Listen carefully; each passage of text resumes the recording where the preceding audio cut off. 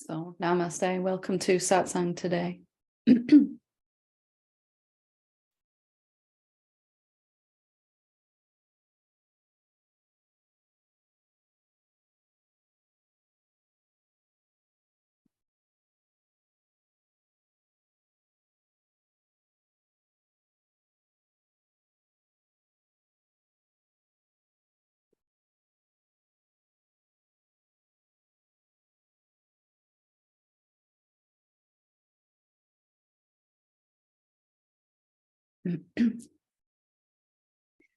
So here in Satsang, we are always looking for the direct experience of who we actually are. We're always experiencing who we think we are. We're directly experiencing who we think we are.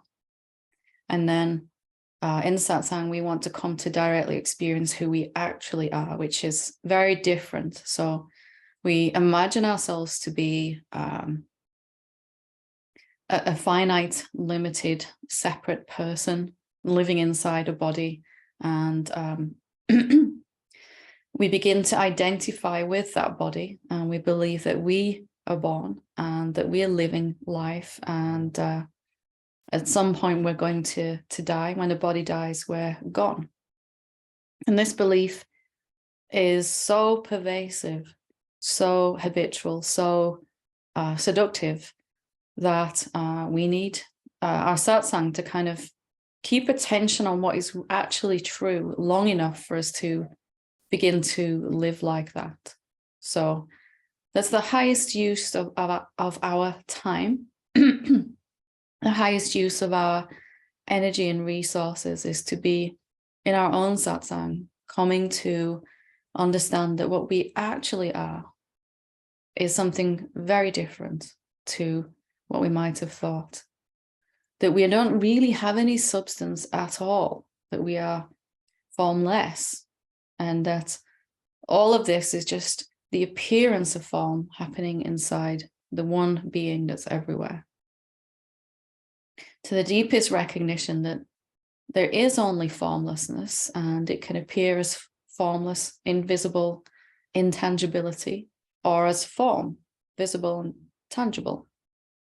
But it is, in essence, the same in every single thing that's ever been created. And that goes for the tangible, gross objects like our bodies, the planet, a tree, a car. And it also goes for the subtle objects of thoughts and emotions, experiences, sensations in the body. The body itself is all completely insubstantial, appearing to be substantial. And why is this important to know? Well, if we come to our life, to our awakening even, from the understanding of what is actually real and permanent, then we can cease suffering really quite quickly. So it's that I wanted to just speak a bit about today, because somebody asked me this week, which I thought was a really good question. Somebody asked me, what is the most important thing in awakening? And I thought that's a really intelligent question, isn't it? So what is the most important thing? Well, from my experience, the most important thing was to focus on what I actually was as much as possible. Because with that came the understanding of what everything is. So when I come to know what I actually am, and I'm not talking about thinking about it, to actually experience it, then I come to know what everything is as I see clearer and clearer and clearer that I am not something, I'm not a form, I'm not a person. I begin to realize I'm not separate to anything. I might even come to realize that there is nothing else to be separate from. That all of this is me. I'm infinite, I'm everywhere. Or all of this is you. This is you talking to you. You took this shape to help remind yourself. And then you took that shape to help play the game of reminding. And focusing on what everything is actually is really what we're calling meditation, bringing attention to what is real and permanent, unchanging, and always here. And taking attention away from what is temporary, transient, changing, and evolving. Now, that doesn't mean that what is changing, the changeful, is wrong or bad. It just means that when we focus on it, we get more of it. Whatever we focus on or bring attention to in our meditation, then we're going to experience more and more of that. So we know this inherently. We know what happens when we put attention on our mind and it's 50,000 thoughts. We know what happens when we're having a bad day and we focus on that. It just spirals out of control. So could the most important thing then be to bring attention to what is essential, what is real and stable and permanent? So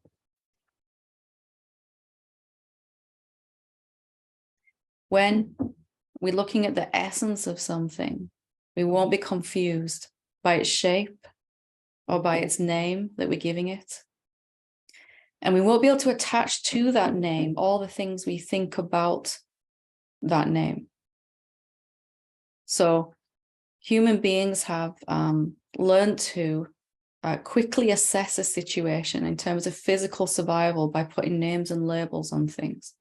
So this thing I should run away from, and this thing I should run towards. I want to keep this thing. And we have little discrete words and labels that we attach to something. And with that label comes a wanted or not wanted, good or bad label also stuck to it. So that's useful for a while, but actually after a while it begins to really be the issue itself, because to label something like that, we're immediately dividing ourselves into two categories. Our real self, there is only one, and that one is everywhere and is the essence of everything. There is nothing that's different to it. No matter what it looks like, it's really in disguise, this one being. So human beings have gotten so used to that when we look at our world, or our thought, or an emotion, our outer world, or our inner world, we've forgotten how to experience something without the label we put on it. In fact, it's so automatic that when our eyes look at an object, we also have the thought somewhere deep inside, the label, and then any resulting emotions that come from that label. So the label tree,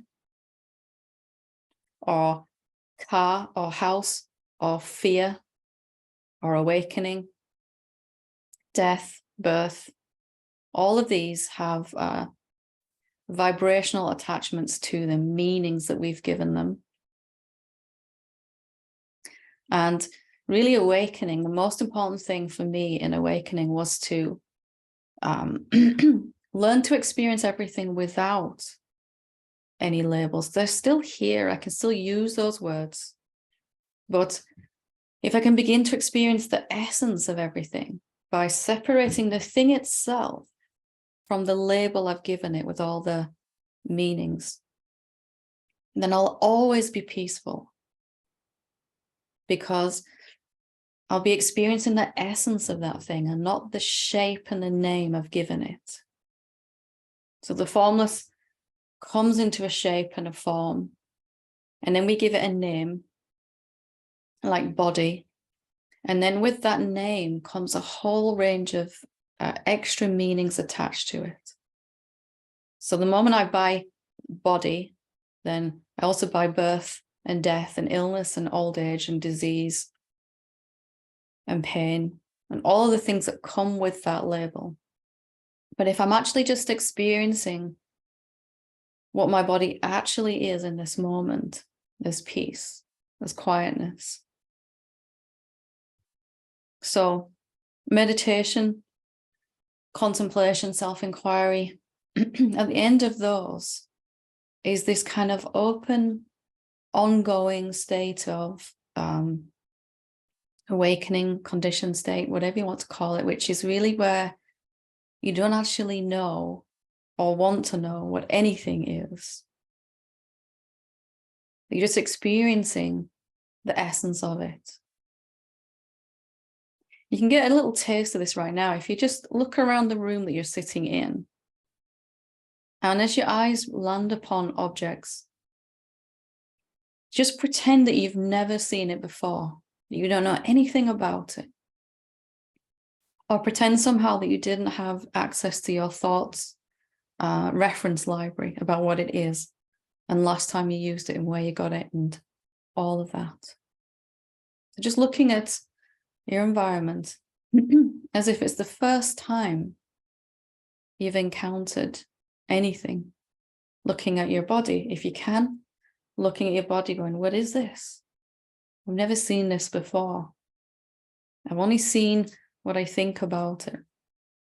Because we can only experience one thing at once. We can experience the essence of something, the formless essence.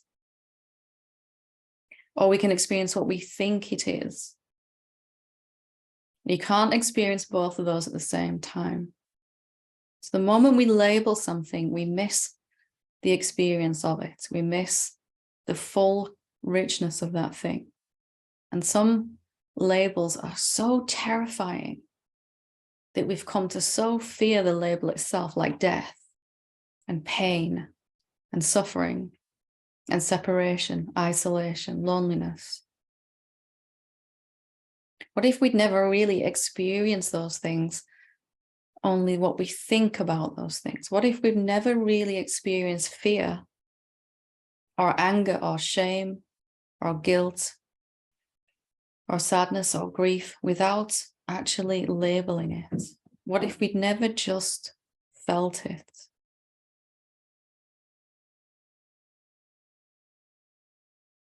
What if we could come to every moment increasingly more and more open from this place of, I don't want to meet the world or myself or anybody from this experience of thinking about whatever we're experiencing.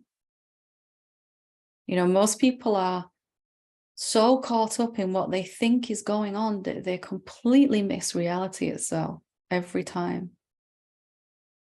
To experience the essence of something is to experience actual reality, not virtual reality, what I think is going on. And my awakening then was and is moving away from labels, not because they're wrong. They're useful concepts to use in conversation or writing or whatever, or when speaking like this. But inside, the essence of everything can be experienced. How do we do that? Just by wanting to find out what it actually is. Deep and rich and abiding curiosity and openness. Try it right now with yourself. Just for a moment, take aside all the ideas that you think you know about yourself, how long you've been seeking, which teachers you've been with, how many satsangs you've attended, all of it, how far you've come, what you still need to let go of, what you're hoping to get from this satsang. Just get rid of all of it for a moment, just a moment. You don't have to actually destroy it. Just, I'm not going to the reference library of mind. And then I'm going to ask, without really any preconceived ideas, what actually am I? When I first asked this question, what really am I? Actually, if I don't think about myself, what remains then?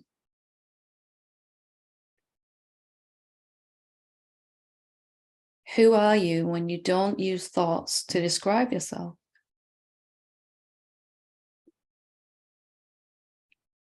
And perhaps most of us might experience a little confusion. I know I did.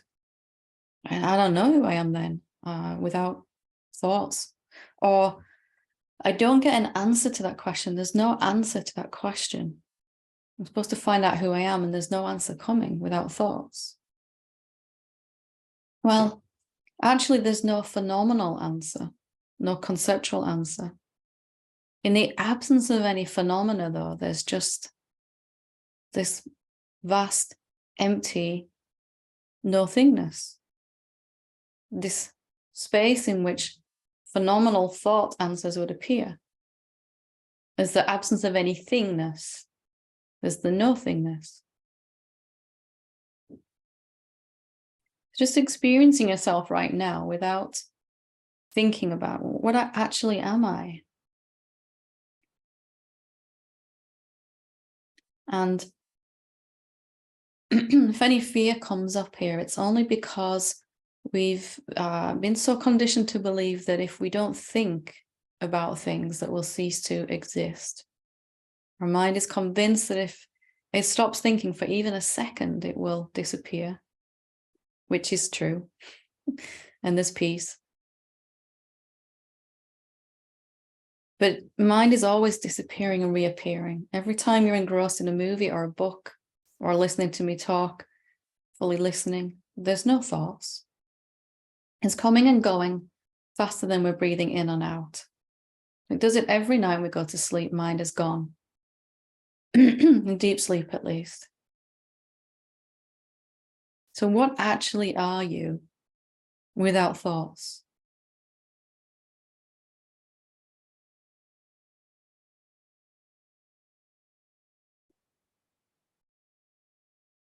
What can you know about yourself? What remains? What do you experience when you don't think? And when you don't reference thoughts?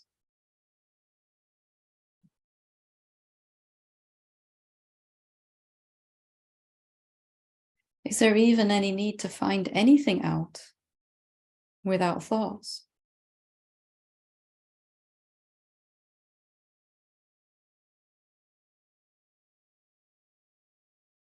So for me, this is a really different experience than I'd ever had before.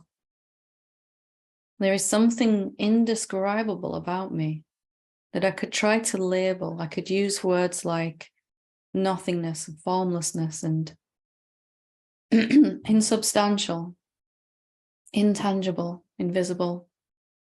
They don't really describe it. They kind of describe what it's not. It's formless. I'm intangible. I'm not tangible. You're just experiencing it with me here. What am I when I don't think about me?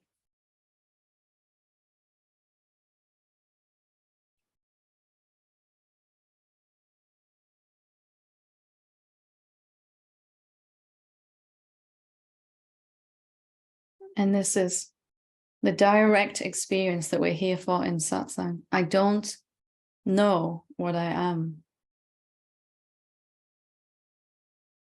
There's no mind answer, no thought answer to that question, what am I, that's going to satisfy me anyway.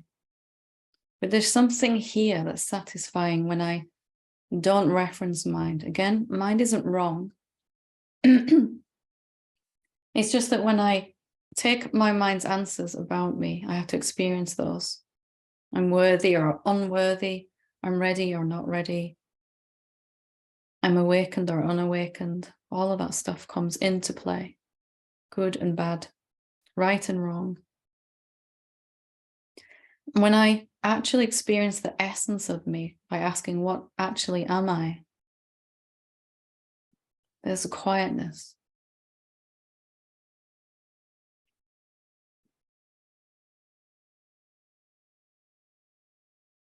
There's something which is completely full and fulfilled and isn't seeking, isn't suffering, isn't even able to suffer.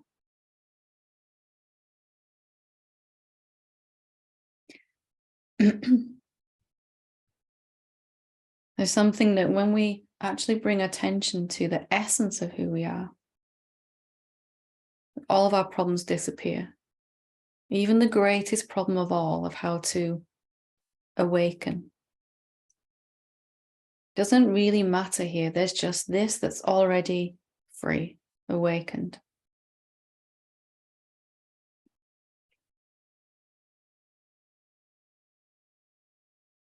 And no matter how we think we're approaching it, every authentic spiritual practice is bringing us to this direct experience. This is meditation, bringing attention to what is real and permanent and unchanging.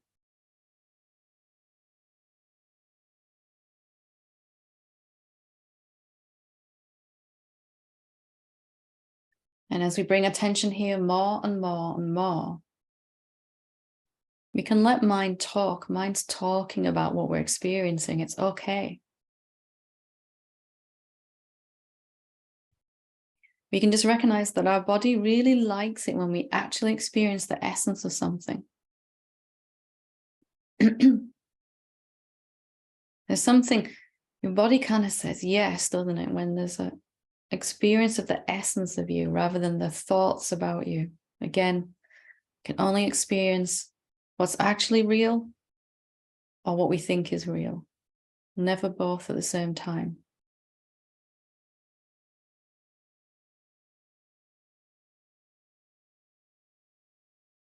Can you move through your life then? Can your life be your ashram, your temple, your synagogue, where you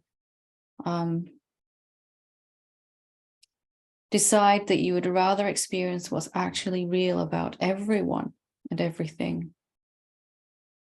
You don't have to get all that done today. You just, whenever your body is giving you this feedback that you're focused on thought answers again, on mind, what you think about something or someone is what you're experiencing, and that you're missing the beautiful being that's standing right in front of you. Or you're missing the beautiful being that's looking back at you in the bathroom mirror. Can you stop at that moment and go, okay, what actually am I when I don't think? I know what it feels like to experience myself through thoughts. It feels tight and contracted and very limiting and quite painful sometimes. What's it like to experience myself and my family and my co-workers and everyone in their satsang and my pets, my friends, the planet, from the direct experience of the essence of those? What's it like to experience fear and shame and guilt and anger from the essence of those? We know what it feels like to think about fear. We've experienced that many times, or anger or grief. Can we be willing to actually find out what the essence of fear is? And if we are, then there's peace at all times available. Peace comes from experiencing the essence rather than the name, the label that we've put on that thing.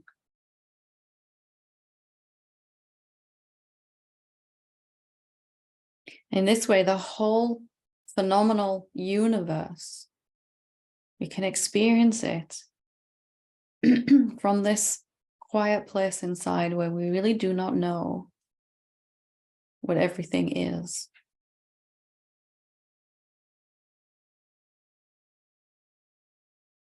Let's just take 2 more minutes just to experience what's actually true.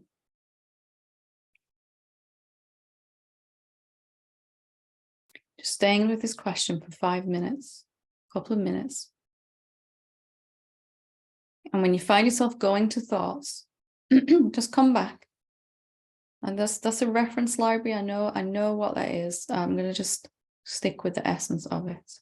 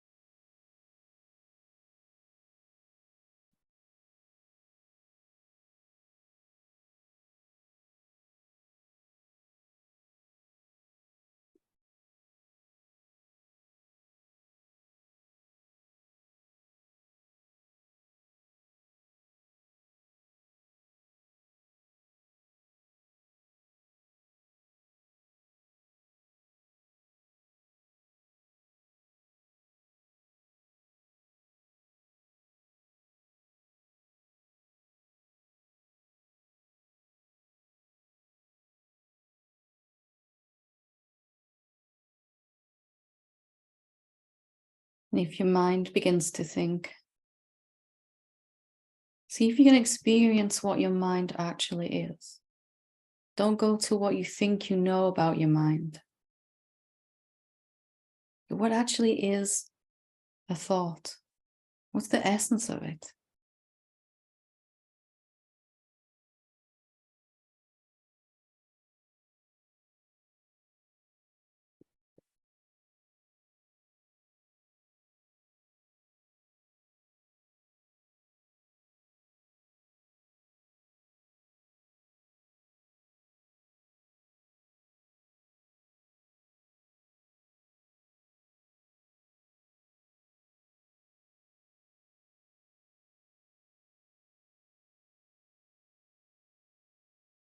So hopefully you're having a taste of some different way to experience yourself, your mind, your thoughts, all of those. And it can be as simple, awakening can be as simple as this, just to prefer the essence rather than the label. We're not making the labels wrong, we're just preferring the essence. Because if we make the labels wrong, then we're adding a whole nother label to our mind, our thoughts. We're just upgrading. That's not wrong. We're just upgrading how we're experiencing ourselves. Also known as reality. And really, awakening is only when this has become habitual and therefore effortless, constant. That you can go to mind when you want to and use it.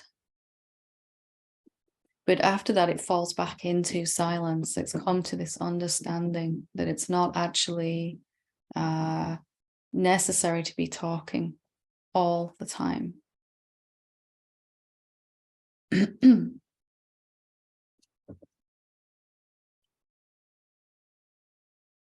Okay, so I'm going to read a couple of questions that have been sent in, and I'll take up to 3 questions here online. So if you want to raise your hand, feel free. Must apologize for the noise. Next door is having some work done. Dear Helen, if one can establish themselves in the self, but they have a sick mind, then what are we to do? We have to exit the perfect state of knowing and enter the mental plane to navigate worldly matters. But the old poverty-stricken mind is being used, and we are no more wise knowers. Are we able to write this message without referring to a broken down shipwreck of old thoughts? It must have taken more than an hour to write this, but if I didn't refer to mind, I may never have had a question for you. We can know happily, but struggle with form interactions like this. So you bring up a really important question here. Do I have to think about things to move around in the world of form? It's all right to experience the essence of something, but then what do I do when I want to interact? And you notice when you're experiencing the essence of yourself, everything is still working in the body. Your heart's still beating, your lungs are breathing, all of that's going on. Your mind can think and all of that. And it's not necessary to interact with people or write anything to actually use your mind to do that. That's an old idea, which we can let go of. None of these words that I've spoken today or in any satsang have come from some idea of what I want. It's not coming from my mind. It's coming straight out of the essence of who I am. And I'm hearing these words for the first time. I haven't rerun them here. I'm hearing them the first time just like you are. So it doesn't matter then if mind is this shipwreck, as I like the word you use there, broken down old shipwreck. And actually, when you experience from the essence of yourself, we're not just bypassing mind, we're not being cruel to it. We are actually seeing anything that arises from this essence, this quiet peacefulness that I really am, has to be, and this will get clearer and clearer as you spend more time noticing the essence, anything that arises out of it has to be that same essence in disguise. There's no labels at all in the essence. There certainly isn't a label of mind. The essence of you doesn't see anything, it just sees itself everywhere. Even when you look at the mind, you see only emptiness, formlessness, taking the shape of a thought, but not an actual thought.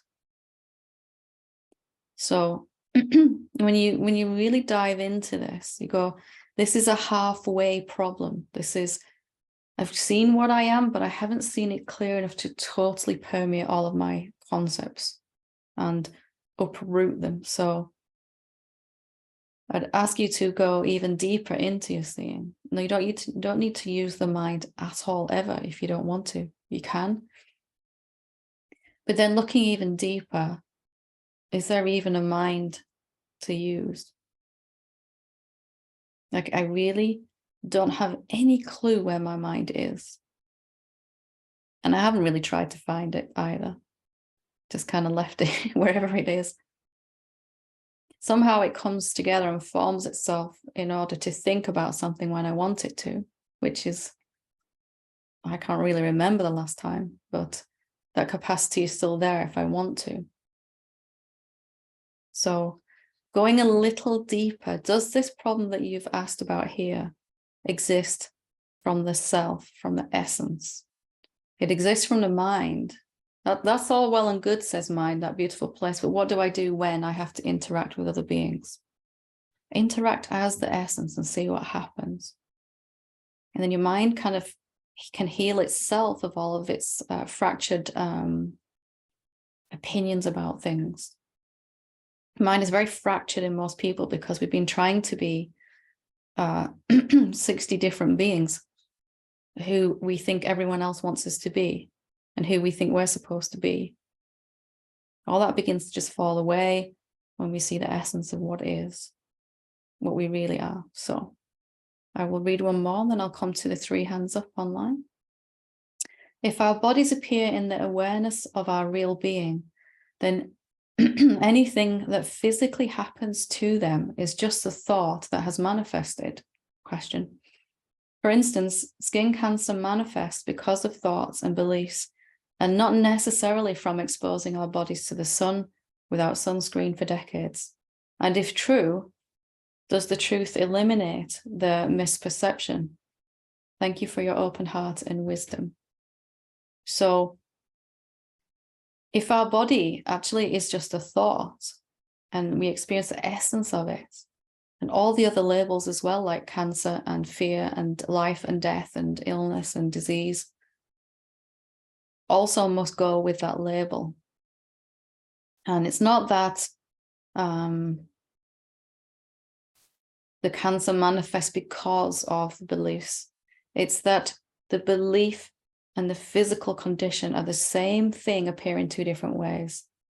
So each thing that manifests physically has a physical component and an emotional component and a thought or a belief component. And they're all 3 the same thing, like water, liquid water, ice, and steam. They're all H2O. One appears solid, one gas, one liquid. So just different vibrations. And so something that's a belief will then show up as an emotion when we slow it down, and then the vibration of it, and then it'll show up as a physical thing in the body when we slow it down even more. So without those beliefs there, then the body can experience the fullest wellness that is possible for it in that moment. Wellness is really just the absence of the effects of any thoughts being believed. Happiness, wellness, peace, all of those things, vitality, well-being, are really the natural state of a human being when we're not believing any thoughts. So the truth eliminates the misperception, because all of those misperceptions are what we thought we were. So experiencing the essence of who I am, I can't feel unworthy, and I can't feel unsafe, and I can't feel unloved or unlovable. It's just not possible. Therefore, that doesn't show up in our emotions and then in our physicality. So absolutely spot on there. Okay, so we will go to Ilian whenever you're ready.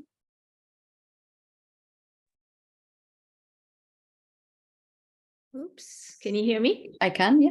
Wonderful.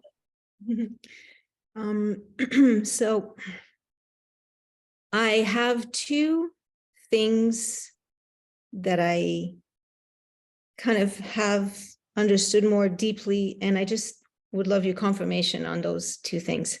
So the first one is actually a little bit related to the question that we just had, not really directly, but so there is nothing that I can do from within the illusion to change anything, right? Look, so the illusion, the analogy that I use for myself to understand this is like, you know, when you brush your teeth in the morning and then you look in the mirror and you have toothpaste here.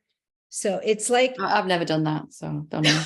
it's like trying to wipe off the mirror. It's not going to work. Rid of the toothpaste that I have here. Is that correct? We're all constantly polishing the mirror, aren't we? Trying to, you know, pretty it up and then wondering why nothing's actually any different. Yeah. Okay, good. So the other thing is like a three-part thing. And so I've watched your satsang called Rejection is, I wrote my question, by the way, because I didn't want to get lost. So I watched your satsang, Rejection is Anti-Self, from June, I think, of 2021. So I watched it on a loop for 24 hours because I could feel there was something really important there. And I was going through some really difficult emotion, and there was a big no inside of me. And so I came up with 3 conclusions from listening to this satsang over and over again. So the first one is, all suffering is a form of rejection, non-acceptance, pushing against an aspect of the now, which is also me. So it's like a dividing of the self against itself. Is Correct, that correct? except for the also suffering can also be a grabbing hold of, which is really the same, but it's sometimes just helpful to, we try to grab hold of bliss, we'll suffer just as much as if we try to push away fear. Right, which is also a form of dividing. It's like, oh, I want this, but not that. So it's the same thing. Okay, okay. The second conclusion is, the enlightened state is a state of complete acceptance or unconditional love of what is now, or reality, or the self, or me, basically. Yes, and then the realization, even deeper than that, that there is nothing to accept or reject. There is no thing in existence. Right. So that's the intermediary. As soon as I accept everything as it is, I'm very, very grace prone then to that final realization of there isn't anything else other than me. Okay, yeah. Okay. And the last thing, basically my only job from this moment right now, which is me, because time doesn't exist, but from my only job from this point on is to accept what is more and more. So to let go of resistance to the now, or to reality, or to grab. I didn't get that, but now I get it. So basically to love myself, not this self, but reality, to love myself more and more. And basically, if I have a job, is to be vigilant and aware of whenever I'm pushing against something or grabbing, and just trying to let go more and more of that. Yes, and yes, yes, and Even simpler than that is the understanding that even the pushing against is loved from somewhere, isn't it, already? Even the grabbing a hold of is absolutely, the self is absolutely enamored with the ego. It's madly in love, passionately obsessed with everything already. So you don't have to make yourself into the non-doer. You just have to kind of recognize that's what you already are. And then ego just does its thing. It grabs some things, it rejects other things, but you're just watching blissfully, peacefully. Okay. Yeah. So don't push against the pushing. Yeah. Reject the Or grabbing. identify as that which cannot push against the pushing. Right. Okay. Because one can be a subtle doing, the other is just a being. Mhm. I know it seems like I'm splitting hairs, but No, I no, but need to do what I did, which is right. I'm going to roll my sleeves up and I'm going to accept everything as it is. When I'm already doing that, being that, it's my egoic sense of self that wants to roll up its sleeves and accept. Yeah. But here, already free right now, already free. Mhm. And just a little vigilance. Where am I identifying as? What am I identifying as? Am I being free right now, or am I imagining I've got somewhere else to go? Mm. Okay. Wonderful. Yeah. Thank you. Thank you. Awesome. Elaine?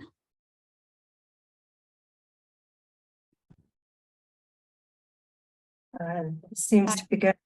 Hi. Seems to be another question. It's just another take on everything that's been said this morning. Yes. That's fine. Yeah, it has to be. In my meditation this morning, these thoughts came up. I am, then, and I am. Oh, this all sounds so wrong. I am. All right.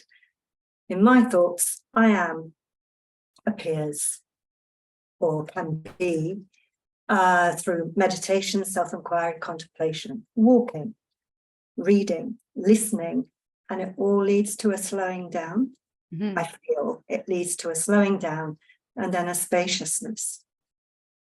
Then the world appears, and then I have to do. And, family, friends, the house, the walls falling down, and that overshadows what you called the essence this morning. Mm-hmm. And my thing is, I'm going to ask this anyway.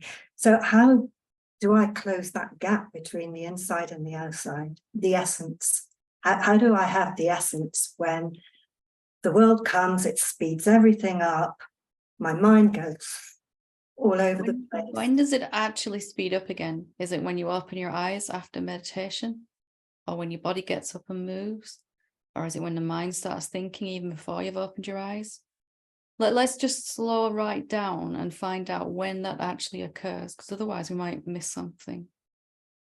So your mind stopped, you're in deep meditation, your mind stopped, you don't know how or why or when, you just notice, and then there's a thought. And then, so when does that speeding up, or when do you seem to lose that? In connection with others, I think, and others could involve me looking out the window and seeing a wall falling down. That. So I have to do. It's when I think I have to do, and I don't want to do. Maybe that's where it comes. So when you think, the separation of want and don't want. So when you think you have to do, that's when it all goes pear-shaped. Yes. Right. So yes. When you think, so is it really even the thought, I have to do something, or is it belief in that thought? Because the thought arises, I have to do something about that wall that's falling down. But if you just watch that thought, Mm. the body will get up and do something about it, and you'll just be here.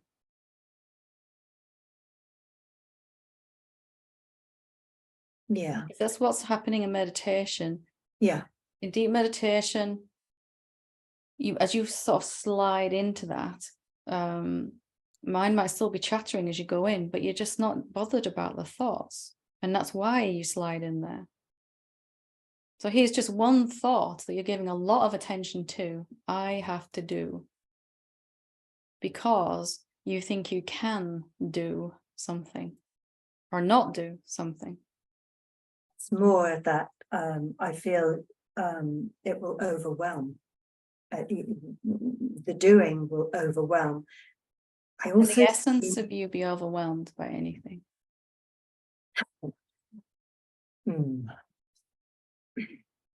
No, that's quite spacious.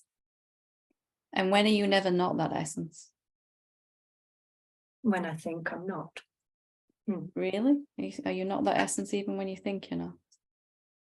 Okay. You might be experiencing another state, Yeah. but you're still that essence.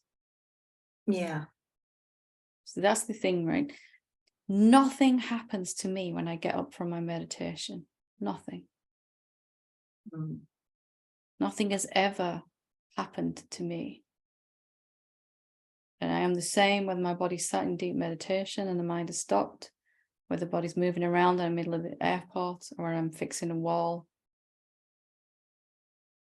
I am as I've always been.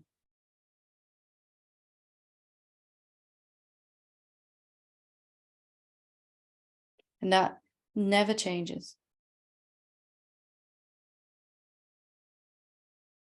So just examining this, if I'm feeling that I can be overwhelmed or that I have to do something, my attention is back on thoughts rather than my essence. Yeah.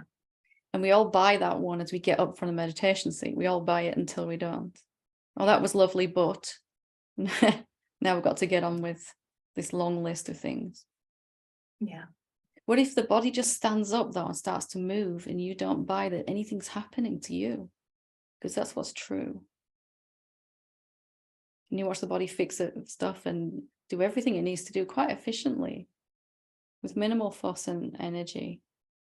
And you're still right here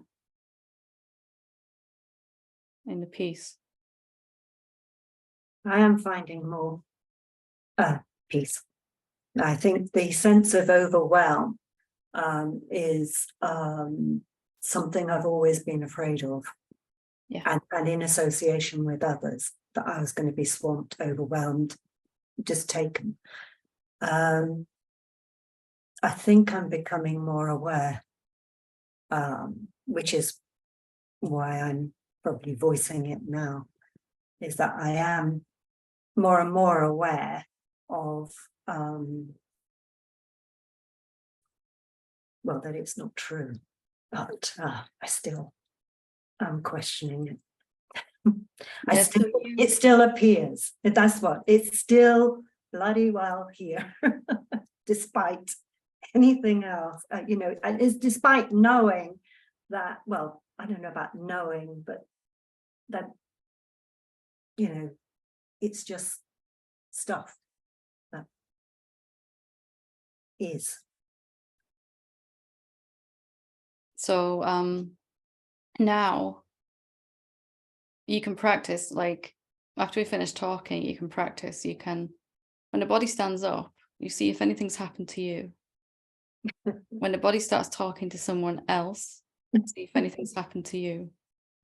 When the body goes to bed at night, see if anything's happened to you. When the waking state reappears the next morning. You get where I'm going with this, right? Yes.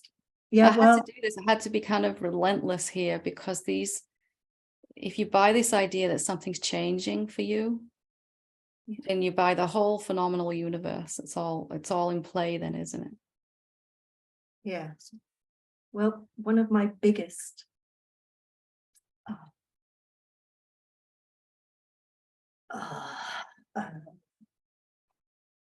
I don't know what to call it. Anyway, exactly when I get up from here, when this satsang is over, I am going to take my mother shopping. So life says, okay, My here's biggest, an opportunity to apply this right away. Yeah. absolutely. That's why I was laughing when you were saying this. I was thinking, Your this life is your ashram, right? Here we go. right. So just Okay. doing your best with that. If you buy it for a few minutes that you're actually there with your mother, Yeah. just drop it again when you can Yeah. remember. Nothing's happened. I'm still here. I'm everywhere. Yeah. All this is me. Yeah. And it just gets easier and easier. Don't judge your success or failure in awakening by how much you can apply it to the My most mother. challenging person to be, you know, and forgetting everywhere else we've let go of otherness and separation. Yes. There we go. Yeah, but look at this. That's that one. Yeah. I'm obviously failing because I can't do it here. Yeah. So this is it's just vigilance, isn't it? And Yeah. you'll forget, and then you'll oh, I've done it again, and you just come out of it again. No big deal. Yeah. Like breathing in and breathing out. Oh, I was lost in thoughts again, and now I'm not. Doesn't mean anything. Okay. Wonderful. Thank you again. Thank you.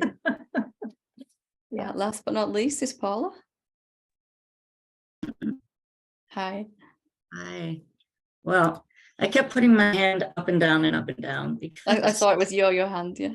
I couldn't decide whether I wanted to do this because in some ways I know the answer. You've actually spoken about it the whole time.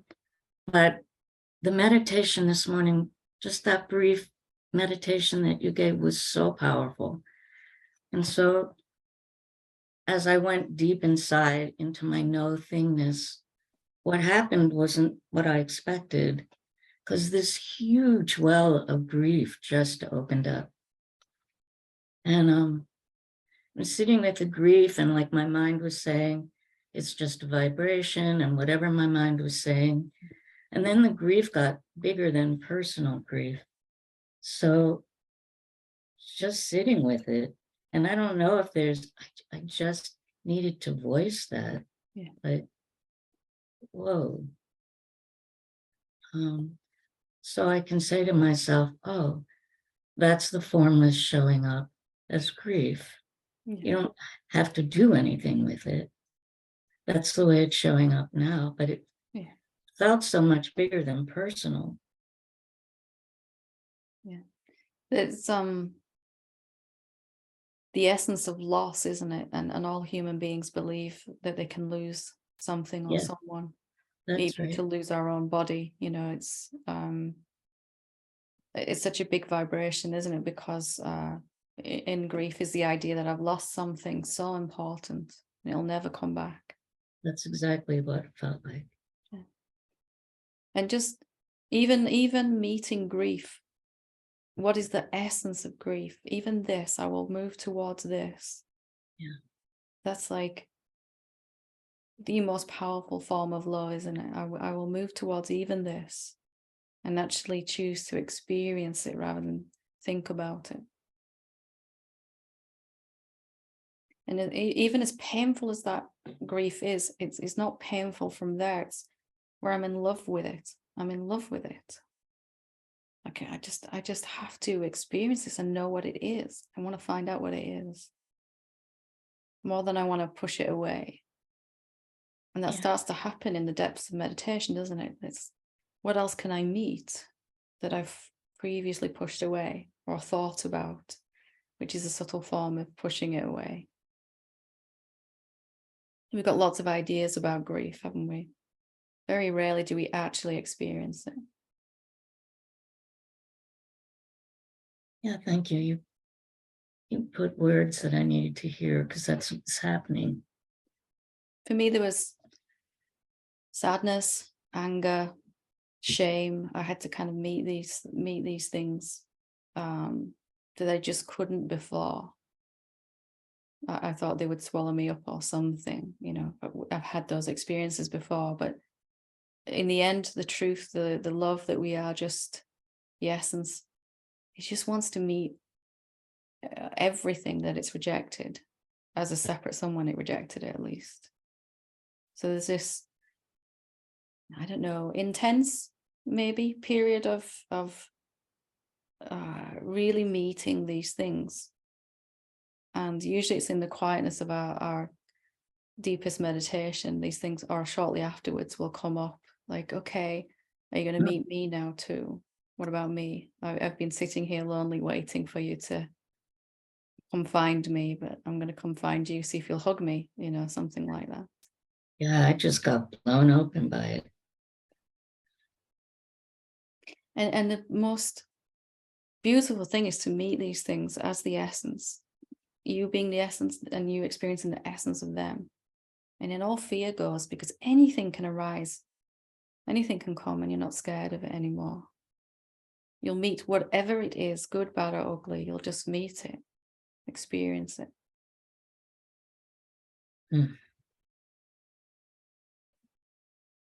Well, thank you. You took me right in. Thank you. You were already there. Just only putting words to what's already happened, and just to help smooth the process, so to speak. Yeah. Thank you. Thank you. Thank you. Okay, so let's leave it there for today. Thank you for everyone that sent a question in and who asked here live today on the session.